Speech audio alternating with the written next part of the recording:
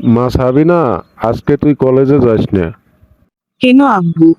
আজকে বাসায় পাত্রপক্ষ আসবে তোকে দেখতে, তাই কলেজে যাসনি। আচ্ছা আব্বু, ঠিক আছে, যাব না। আসসালামু আলাইকুম ঘটক সাহেব। আসার সময় পথে কোনো সমস্যা হয় নাই তো? কি করছেন চৌধুরী সাহেব? সমস্যা হবে কে রে? এই চূর্ণ ঘটক যেখানে আছে ওইখানে তো সমস্যা ছাড়া আর কিছুই নাই। মানে আমি কইবার চাইছিলাম, সকল সমস্যার সমাধান তো এই চূর্ণ ঘটকেই কইরা দেয়। শোনেন চৌধুরী সাহেব, আপনি মাইয়ার বাপ, পোলারে কিছু জিজ্ঞাসা করার থাকলে এখনই জিজ্ঞাসা করে নেন। আমি একটু ওয়াশরুম থেকে আইতেছি। তো বাবাজি, আপনি কেমন আছেন, কি করেন? আলহামদুলিল্লাহ চাচা, আল্লাহর রহমতে ভালো আছি। আর আমি একজন প্রবাসী, 15 বছর বিদেশ করেছি। মাশাল্লাহ, ভালো শুনে খুশি হলাম। তো বাবাজি, বিয়ের পরও কি আবার বাহিরে চলে যাইবেন? আসলে চাচা, আমি 2 মাসের ছুটি নিয়ে দেশে আসছি। বিয়ে করে আবার চলে যাব। তবে আমার 5 বছরের একটা টার্গেট আছে, 5 বছর পরে আমি দেশে একটা বিজনেস দাঁড় করাতে পারবো ইনশাল্লাহ। তারপর আর যাব না। ও আচ্ছা, ভালো বাবাজি। চৌধুরী সাহেব, আপনি এত চিন্তা করতেছেন কে রে? আর ছেলে কিন্তু মাশাল্লাহ বিদেশ ফেরত পাত্র।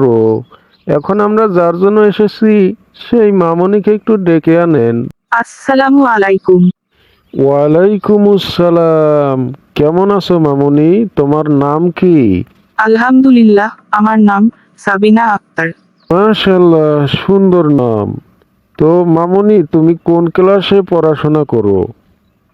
চাচা, আমি এবার ইন্টার থার্ড ইয়ারে পরীক্ষা দিব। মাশাল্লাহ, খুবই ভালো মামনি। বাবাজি, আপনার কিছু জিজ্ঞাসা করার থাকলে জিজ্ঞেস করতে পারেন। না ঘটক চাচা, মেয়ের সাথে এখন আমার আর কোনো কথা নেই। মেয়েকে খুব পছন্দ হয়েছে, এখন মেয়ের বাবার সাথে কিছু কথা বলতে চাই। শোনেন চাচা, আপনার মেয়েকে খুব পছন্দ হয়েছে।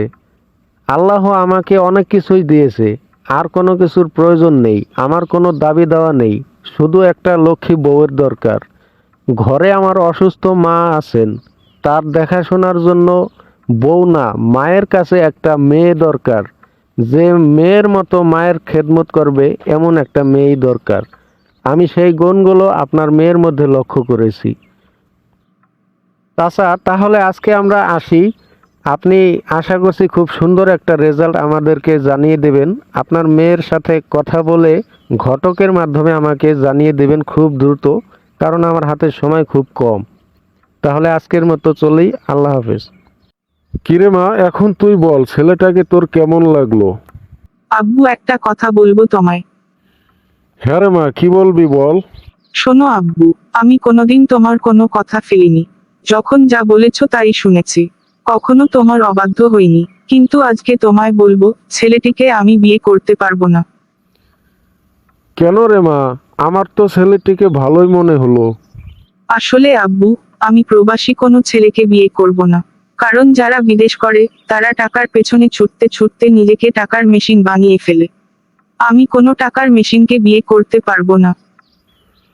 কিন্তু মা, ছেলেটা তো খুব ভালো। ও বলেছে 5 বছর পরে একেবারে দেশে চলে আসবে, আর বিদেশ যাবে না। কিন্তু তবুও, আমি তাকে বিয়ে করব না আব্বু। আচ্ছা ঠিক আছে, তুই না চাইলে তোকে জোর করে বিয়ে দিব না। তাহলে আমি ঘটককে না করে দেই।